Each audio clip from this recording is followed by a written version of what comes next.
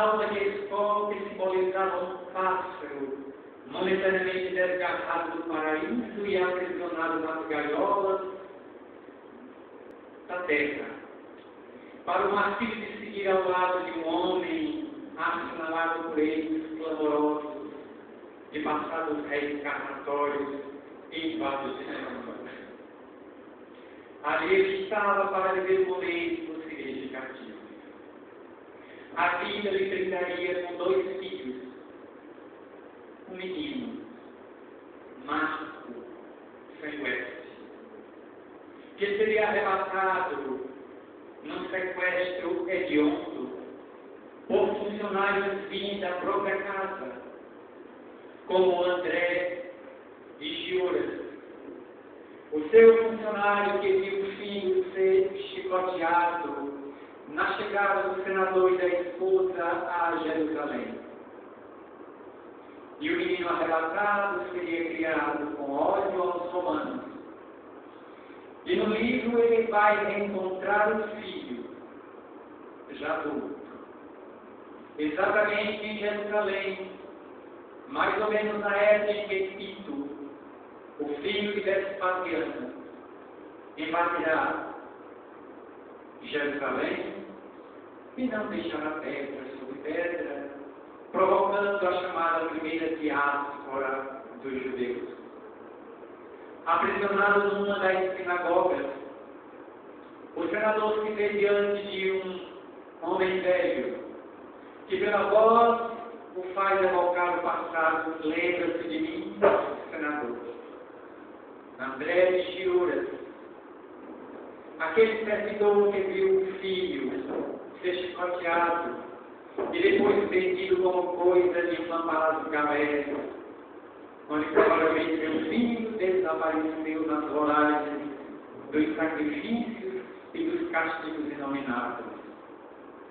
Mas estava diante de um jovem, de traços não judeus, em que o rosto denunciava uma descendência romana. E sob o comando de André de Giora, aquele rapaz tomaria de um vidente incandescido, à semelhança de um ferro rubro, e aproximando-se lentamente das pupilas do senador, as apagaria para sempre.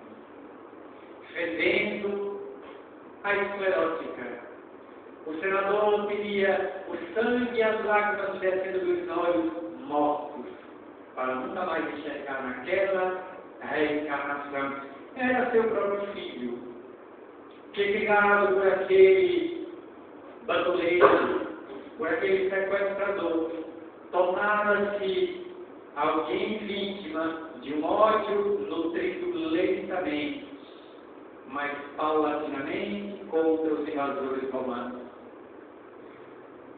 A outra filha era Flávia, a menina desenganada pela medicina, que Roma inteira se valera dos recursos médicos, dos facultativos e dos esculápios, na tentativa de revelar as feitas púdridas que periodicamente explodiam na epidemia muito alva da menina que se assemelhava a uma flor, carcomida lentamente por agentes malignos. A medicina de Roma, com seus feiticeiros no relapro, com seus magos do esquilino, os 2 bairros pobres e miseráveis, insalubres, e que as casas eram palafinas erguidas sobre invasões salgadas, não oferecera mais do que 10 possibilidades da menina se recuperar da morféia que a devorava.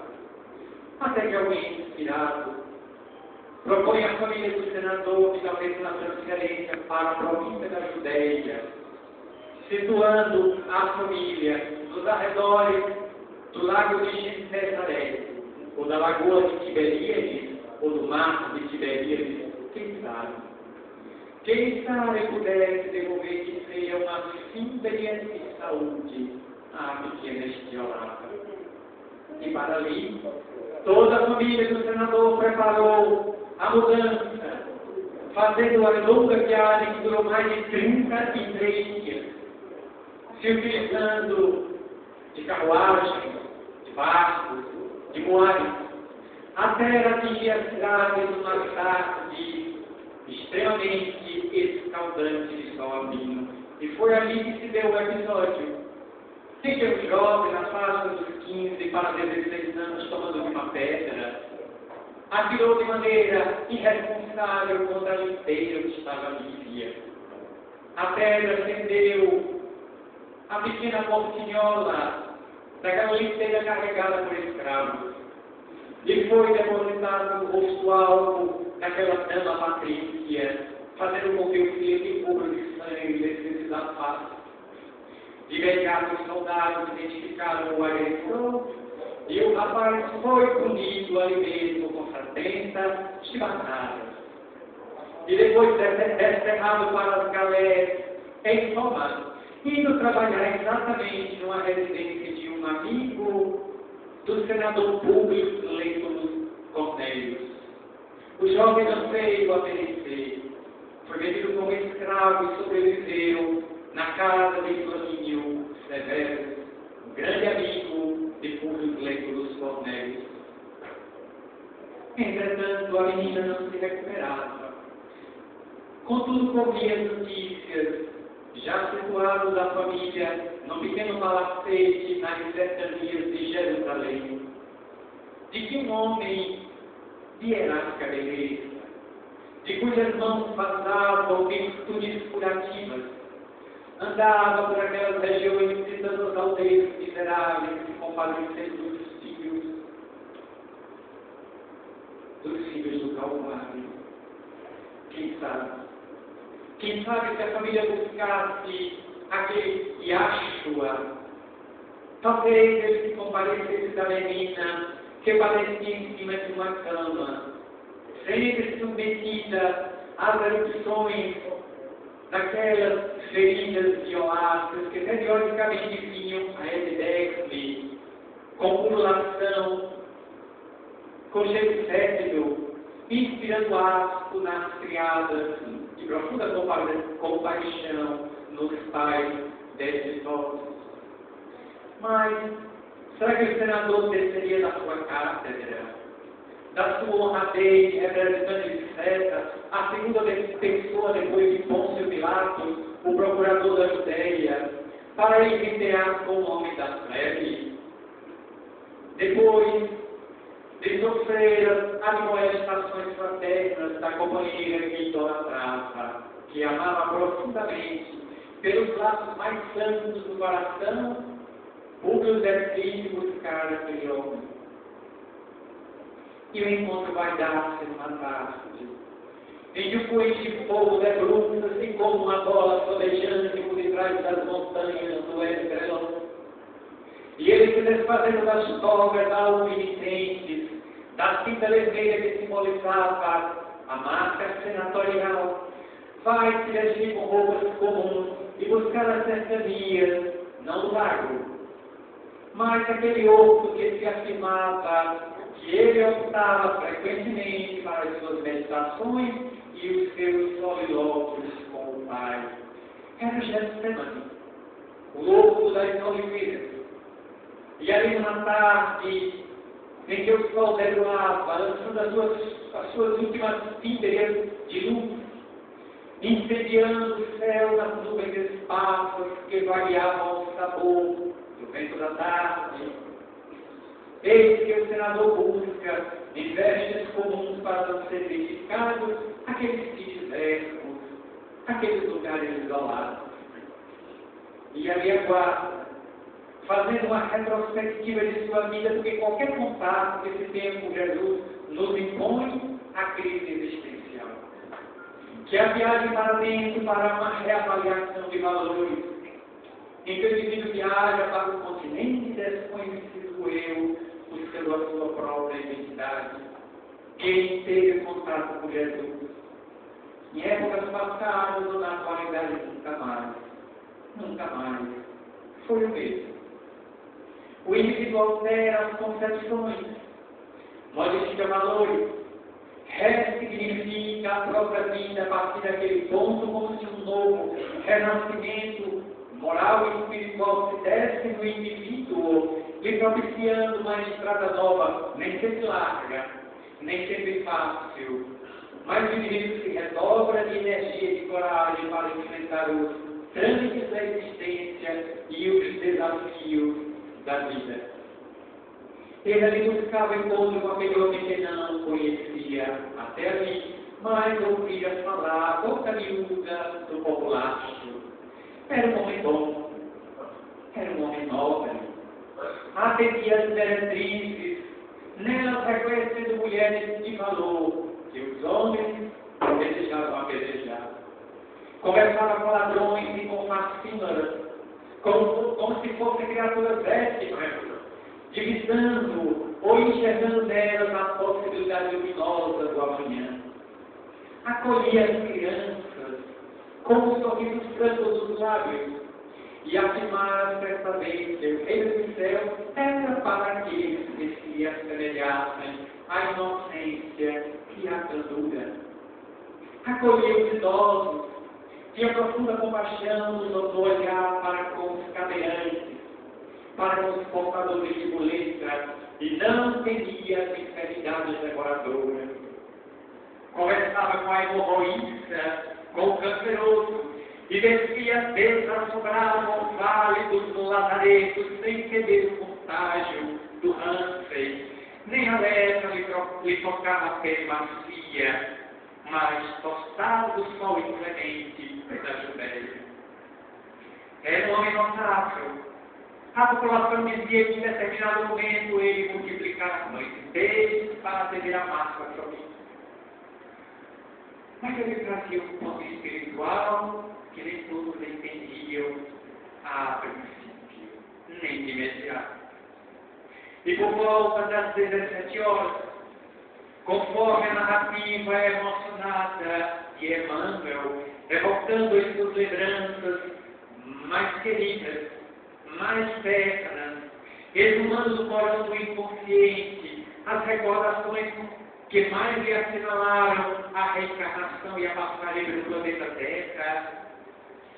Ele por volta de 17 horas sentado em banco, rústico de pedra, onde evocava a própria existência até ali, e o alto posto que havia conquistado dentro da política de Roma, ele ouve passos de alguém que parece suave. É uma ovelha mansa que se aproxima do abrigo, ou é o pastor que vem buscar a ovelha desgarrada de Israel. As folhas secas cedem ao peso daqueles pés que vem caminhando suave, pisando o solo do mundo, como deixando pegadas luminosas apontando o caminho.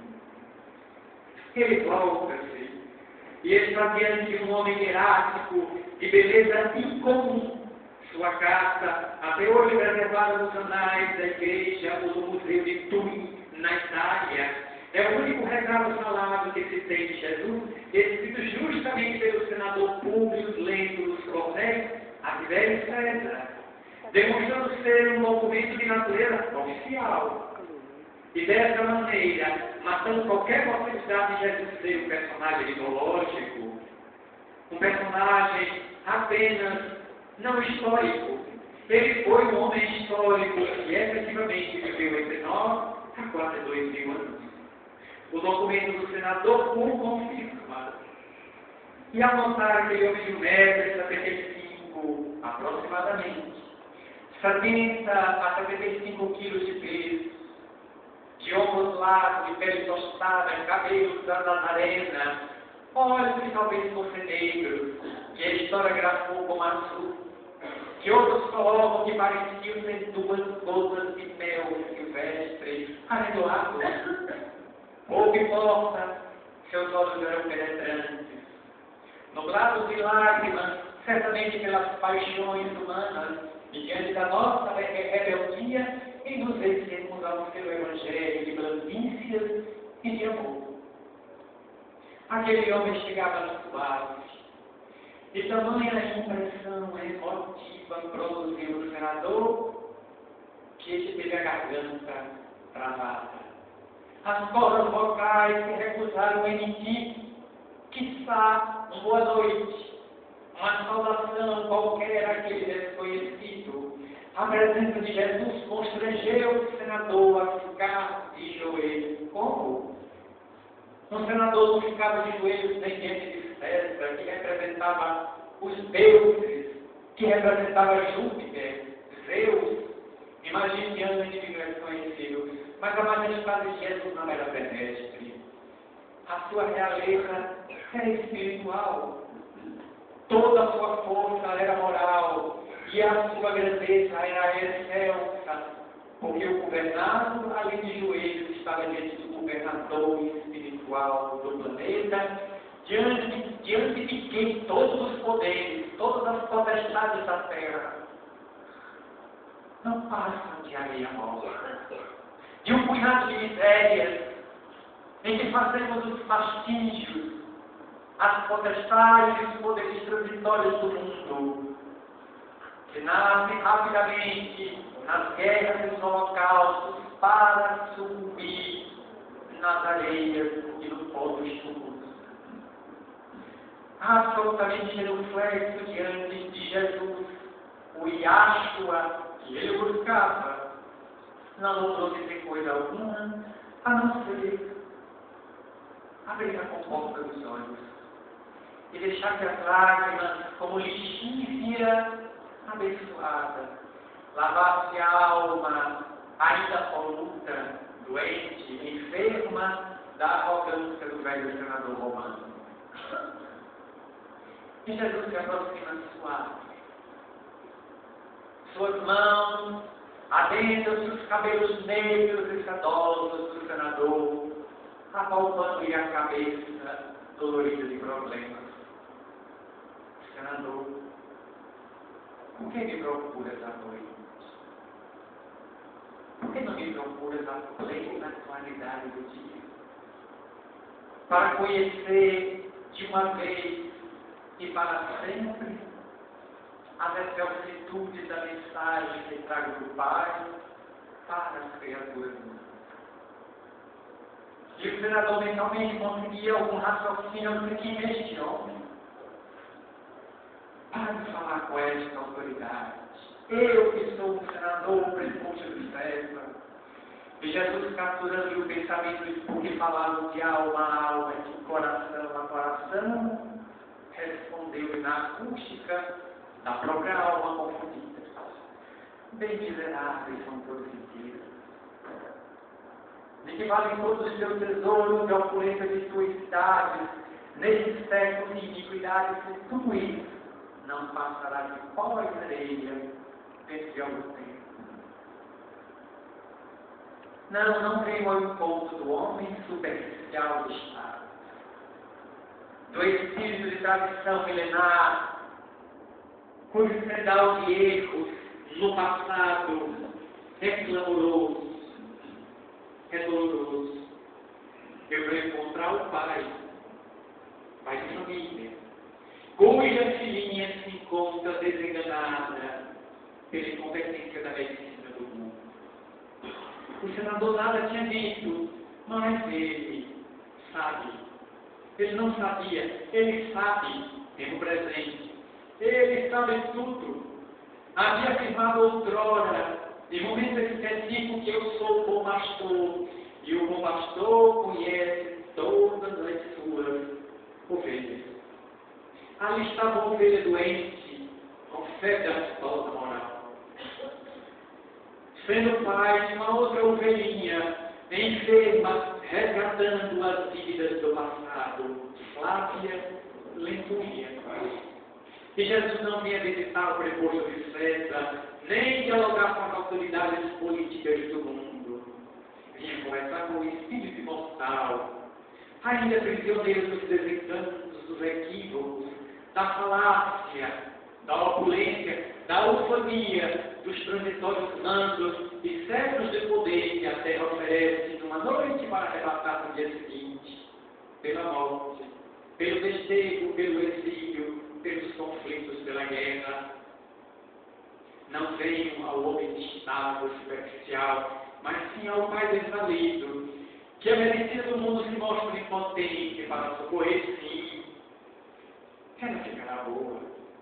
não por você escasseia méritos, mas pela fé vigorosa de sua mulher, aquela alma diamantina. Ela tem mérito para interceder pela filha.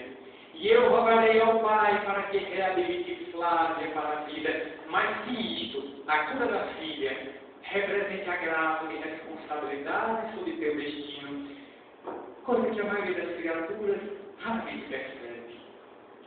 Quando algumas das pessoas, ou qualquer pessoa é visitada por um crédito divino, por uma bênção, deveria fazer uma reflexão do agravo de responsabilidade que aquilo ocasiona ao indivíduo. O que é ficar sadio?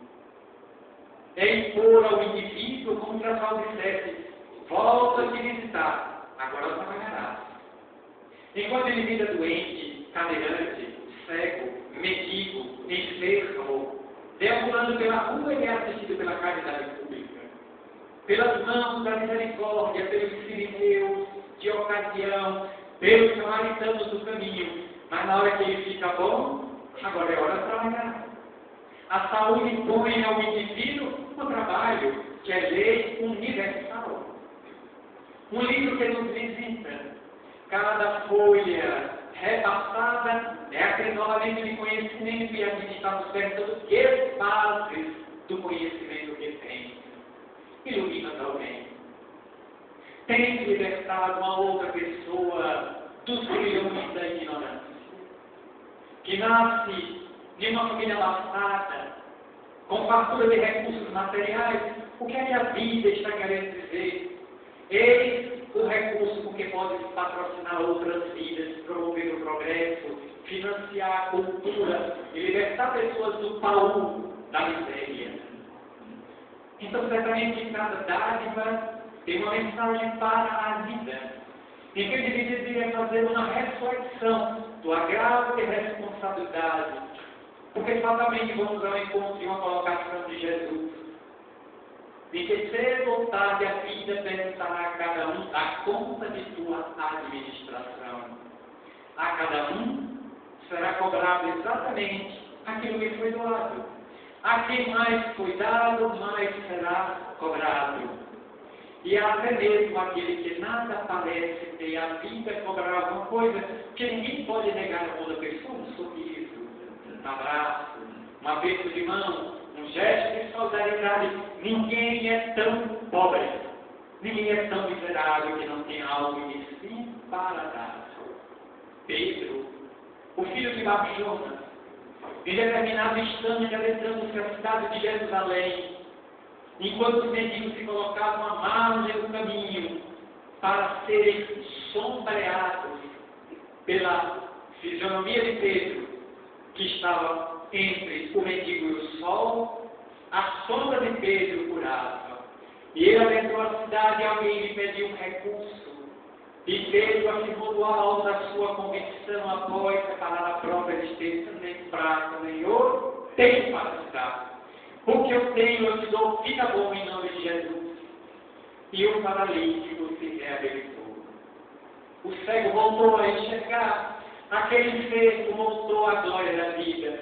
Qual é a responsabilidade de Bartimeu, o cego visitado por Jesus em Gadara? Agora que enxerga, deve trabalhar. O que fará o mendigo, Natanael, Pedro e Elias?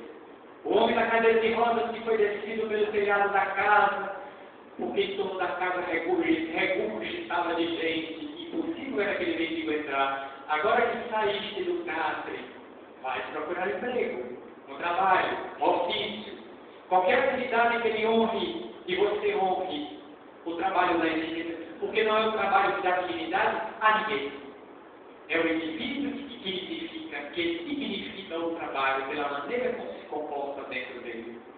Podemos ter um garim que varre as ruas nobres e podemos ter o presidente da República corrupto e ladrão. Não é a condição. Há magistrados indignos e há servidores da justiça acima de qualquer suspeita. Não é a caneta que manda, não é o cargo que se ocupa, mas como o indivíduo que dentro dele está o dignifica pela postura moral com que o exerce, pela nobreza ética, o que o reveste para exercer perante o próximo. Desde, portanto, que a menina desvalida se recuperaria.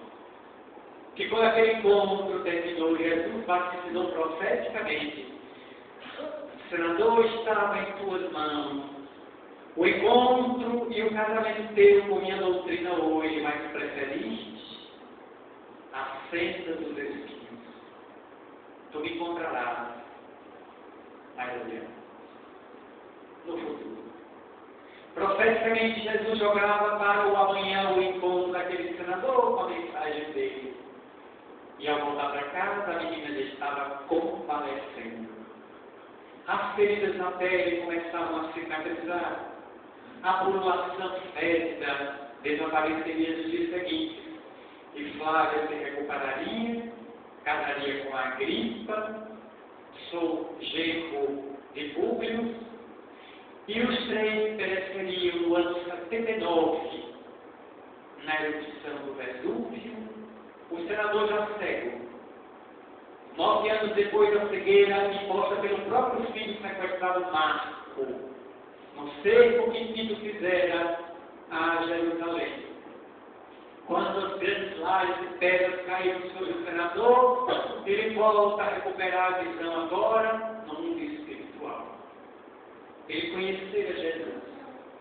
E aquele homem marcara sua existência para sempre.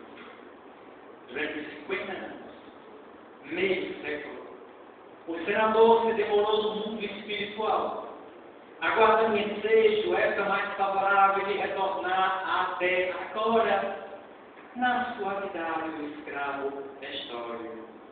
E a saga de Amana estará em 50 anos depois, o segundo livro. Na história simples, conhece a história de Roma mnemonicamente de memória, como nenhum patrício é capaz de fazer. Vai educar as filhas de Alba Licínia. Vai conviver naquela família que o contrata como filósofo e como pedagogo.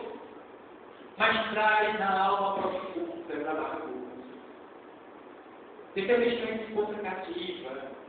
O único filho arrebatado da noite do cativeiro de Roma e levado para a distância do seu coração paterno sofrido.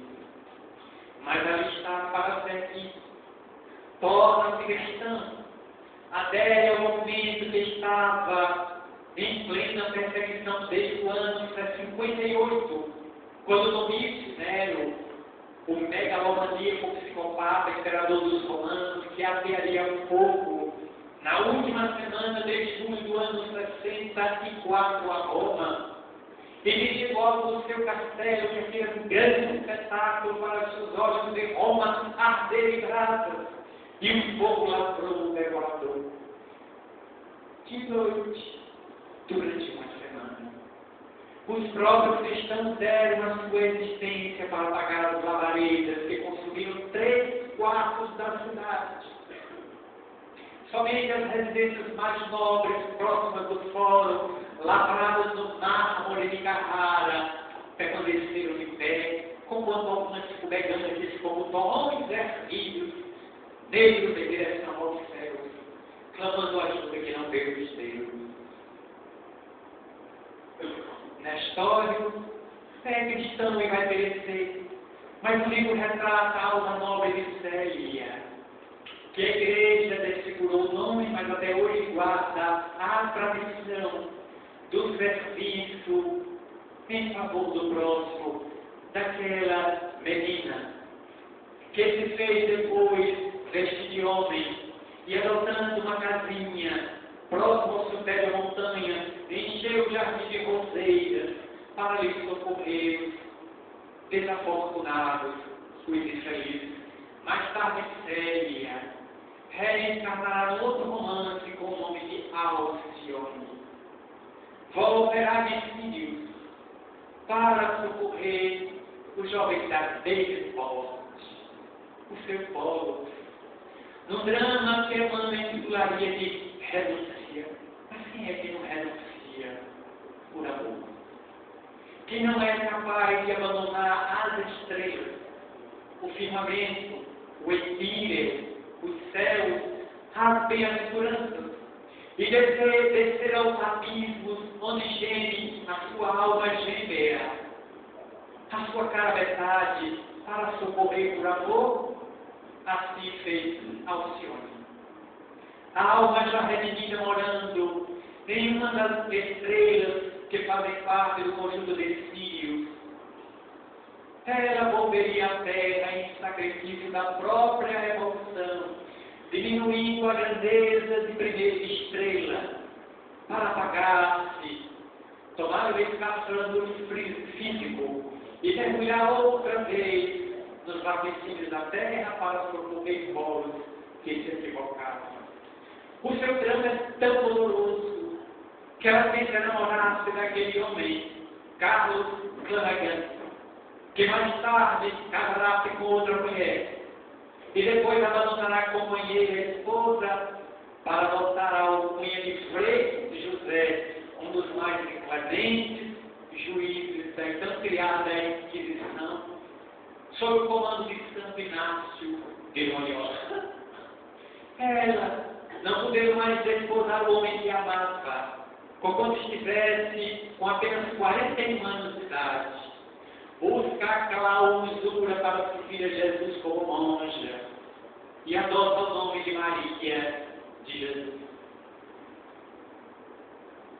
Desterrada, acusada de um crime que não cometeu, por absoluto arbítrio das freiras com as quais convivia dentro da clausura, ele se vai para a Espanha. E ali em uma cidade espanhola se vê alojada no calabouço durante 10 meses, sem qualquer tipo de assistência, recebendo apenas diariamente uma ração de água podre e pão mofado. 10 meses depois, quando a hemorragia invade os pulmões e o bacilo de Koch começa a dar as primeiras manifestações de que as cavidades estão apodrecidas nos rompimentos das hemoptises sanguinolentas, eis que o carcereiro, ao ver Frei José, desce, Senhor, vai tomar o depoimento da freira que está a morrer.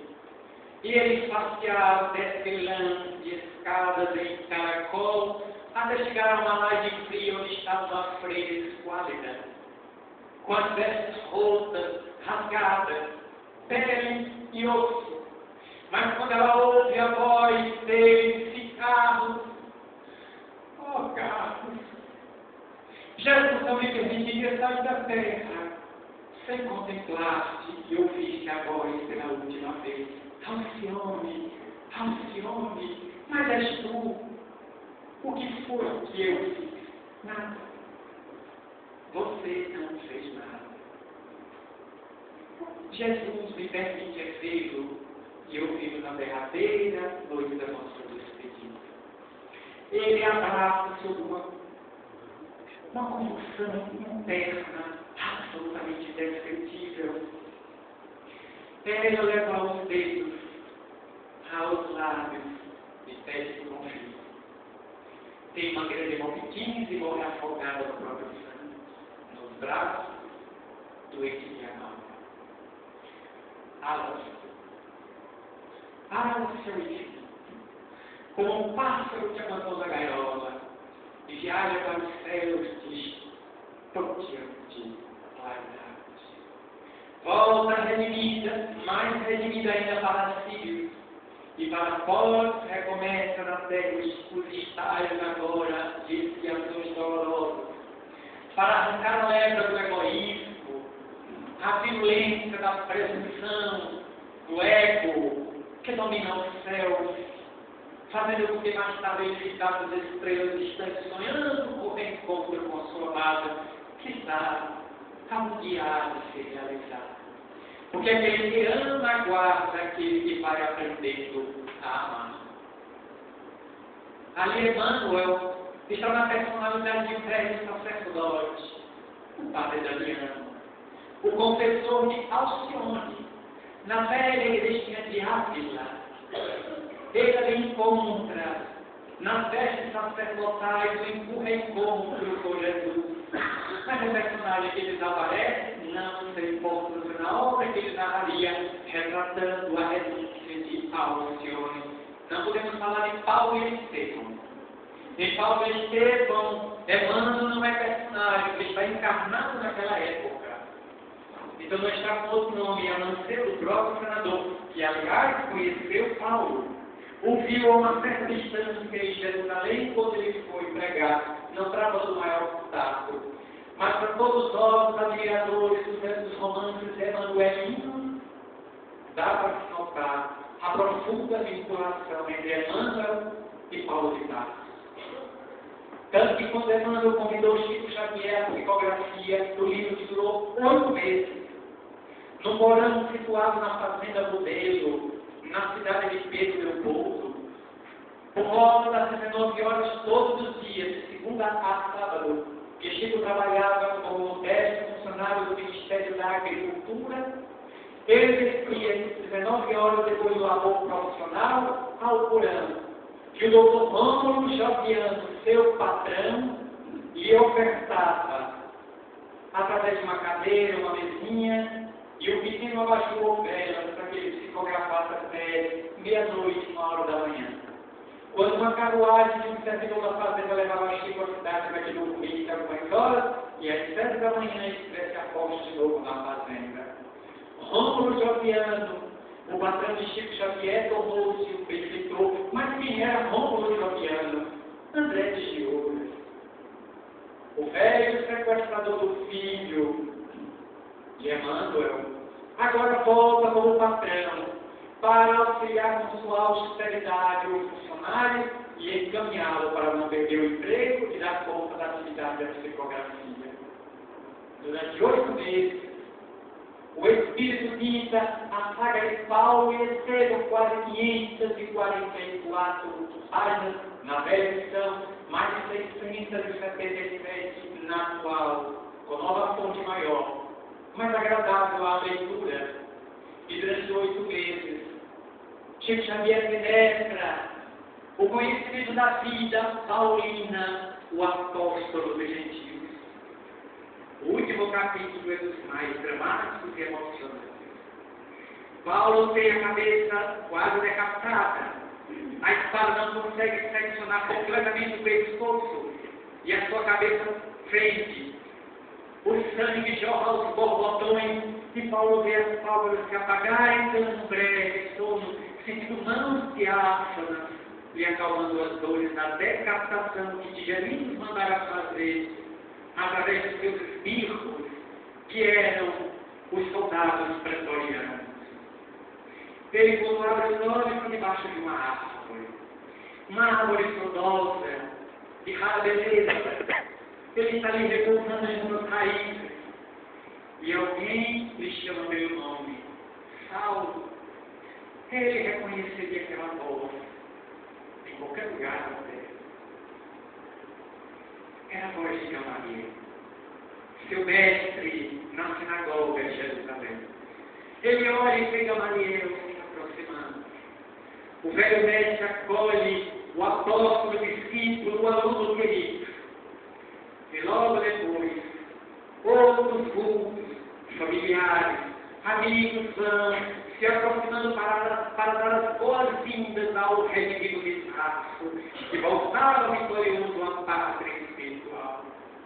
No meio de tantos júbilos, uma escada de luz se forma, dos céus para a terra, todos tomados de suave encantamento, e pela escada vai descendo suavemente como que flutuando Jesus no meio, abraçado a Abigail e o apóstolo Gesiel, que o mundo consagraria com o nome de Estevão, o apóstolo martirizado por ordem de Paulo de Tarso, apedrejado em praça pública pelo crime de suportar as suas ideias. Ele é tomado de estupor ao ver Jesus, e Jesus abrindo os braços com as duas figuras que ele mais amava, a noiva querida e o ex-futuro cunhado. Ele vai ouvir de Jesus: vem, Saulo. do que me ama. Venceste a barreira da morte. Vençam a posse da imortalidade do reino que meu Pai preparou para todos que o conhecem e o amam. Paulo cai em lágrimas. Chico Xavier, como médico, desmaia. Fora do corpo desdobrado, não resiste à beleza da cena e desmaia para a psicografia. O corpo não consegue continuar e Emmanuel tem que recuperar os sentidos do seu médico desdobramento, que se encontra tomado por um vago de imensa beleza de ver Jesus acolhendo o salvo. É um dos momentos mais significativos da obra, talvez o mais. Mas ao mesmo tempo, de urgentes reflexões para todos nós. O que é uma vida de entrega? Quem é que pode se considerar apóstolo nesses dias em que tantos pregadores do Evangelho se ufanam de ter a titularidade de apóstolo? Será capaz de morrer, de sacrificar-se pela causa, de dar a própria vida, porque aquele que não dá sua existência pela causa que entrega não é apóstolo, é simpatizante, é admirador. Mas o apóstolo é aquele que vai até o final, arrostando todos os sacrifícios para que a mensagem vivifique outras vidas e floresça como sementes boas, lançadas em solo fértil. Mais tarde, bem mais tarde, Emmanuel encerraria 5 poderosos livros. Há 2000 anos, outros leitores. 50 anos depois, ali está como na história.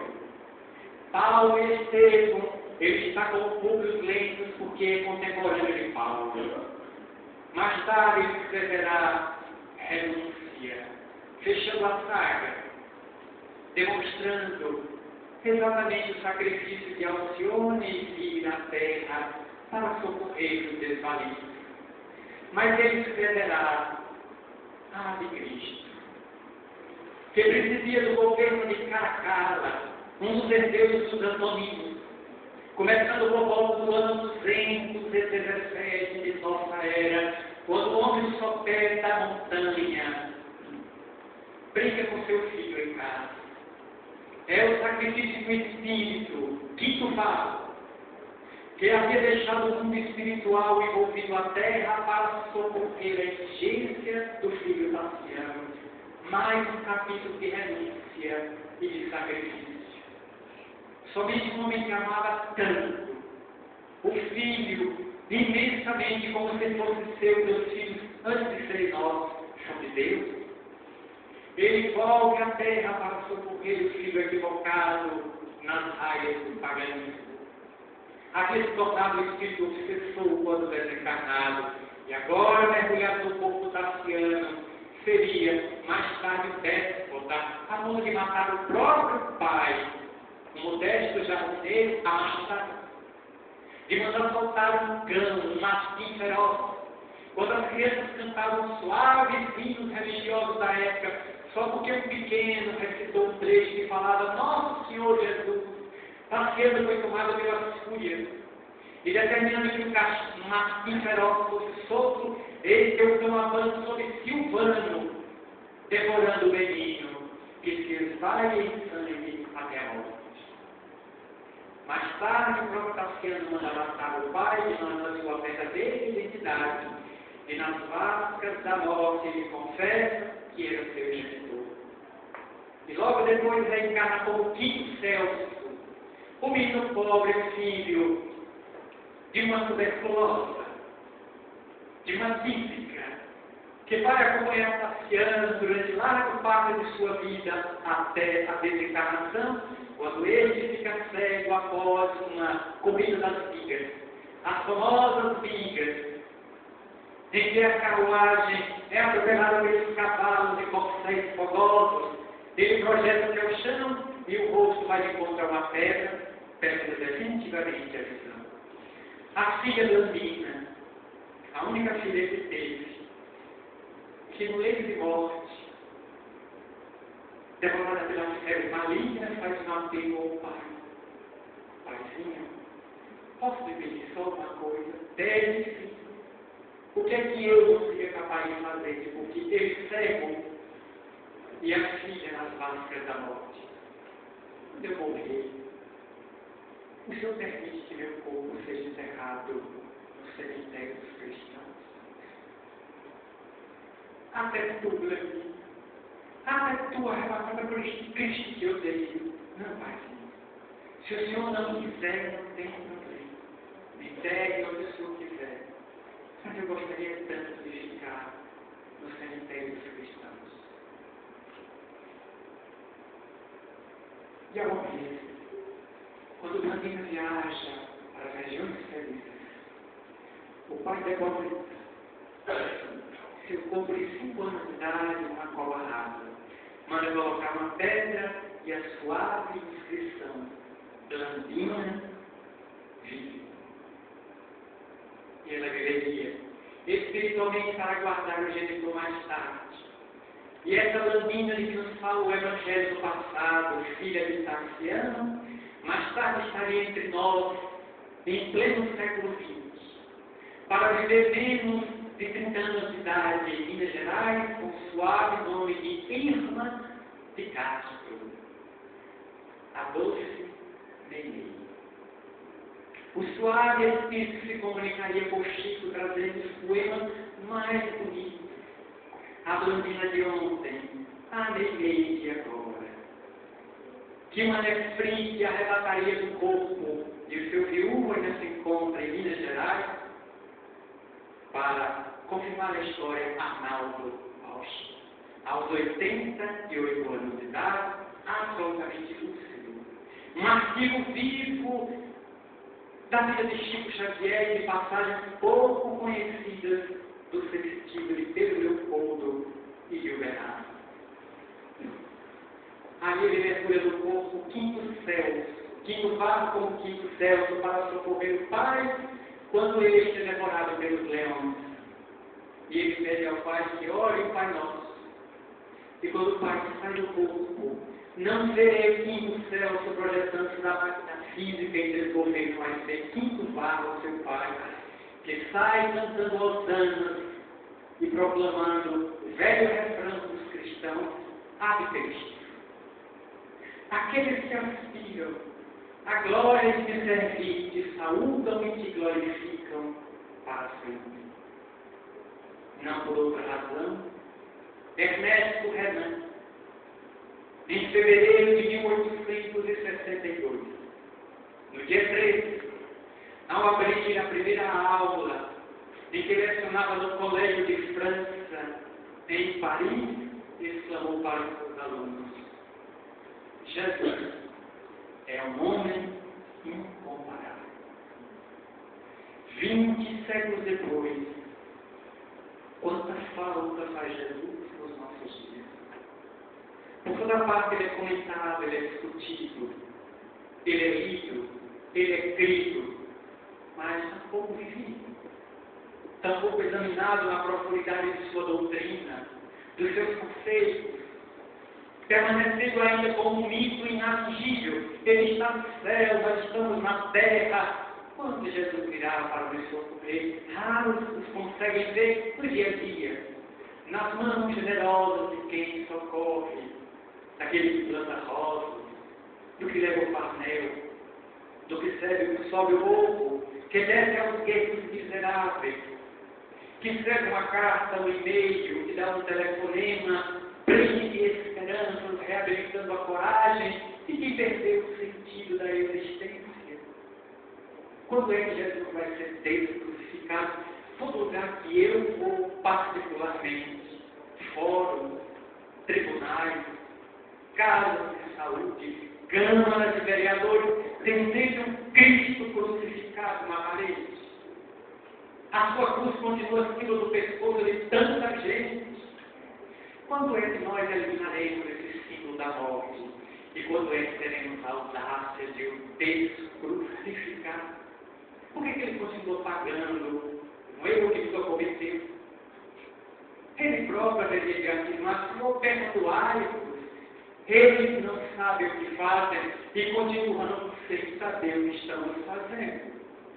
A mensagem de Jesus conta um jogo imenso de interesse. Por ela se dominam multidões.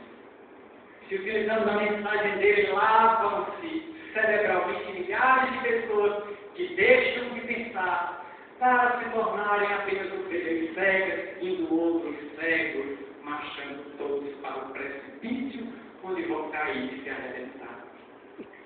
Jesus é a possibilidade de abrir vendas, aclarar caminhos, porque ele se colocou como um caminho, uma verdade para a vida. Quem deseja seguir? Estes, portanto, são dias desafiadores, em que a mensagem de Jesus nos convida a uma viagem ao passado. Mergulhar 20 séculos atrás na exactitude da mensagem de Jesus e resgatá-lo dos artigos teológicos de pedra, onde a religião já é sepultada. A ciência transformou-se em gente satânico da destruição. A filosofia apenas conspira para que o indivíduo tenha e não seja a pessoa, possua aos outros e às coisas, mas nunca possua a si próprio. Necessário, pois, uma trilogia de saúde que somente a doutrina espírita apresenta dos nossos dias, fazendo com que a filosofia seja contestadora, seja sofista, leve o indivíduo a pensar, para que a ciência não lhe amoleça o caráter, nem lhe apodreça o corpo no sofá com o controle remoto apenas na mão. E para que a religião o ilumine apontando os caminhos do sacrifício de si mesmo, do ego, da vaidade, da presunção e do orgulho, para juntar a imensa caravana de Jesus que percorre a terra, socorrendo os gritos de miséria e reabilitando os caídos. Ele volte às praias de Cafarnaum e com gestos suaves convida todos ao seu barco. Ele vai voltar a pregar. Vós sois o sal da terra. Vós sois a luz do mundo. Vós sois o fermento da massa. Vós sois o pão da vida. Fronteira veneranda em nosso lar. Quem deseja aproveitar?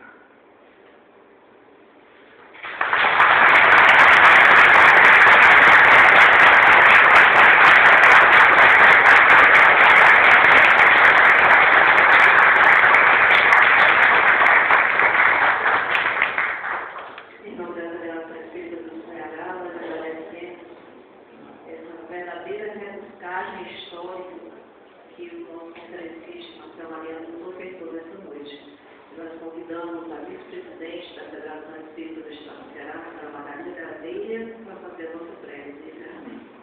Muito obrigada a todos vocês. Possamos agora acompanhar a prece.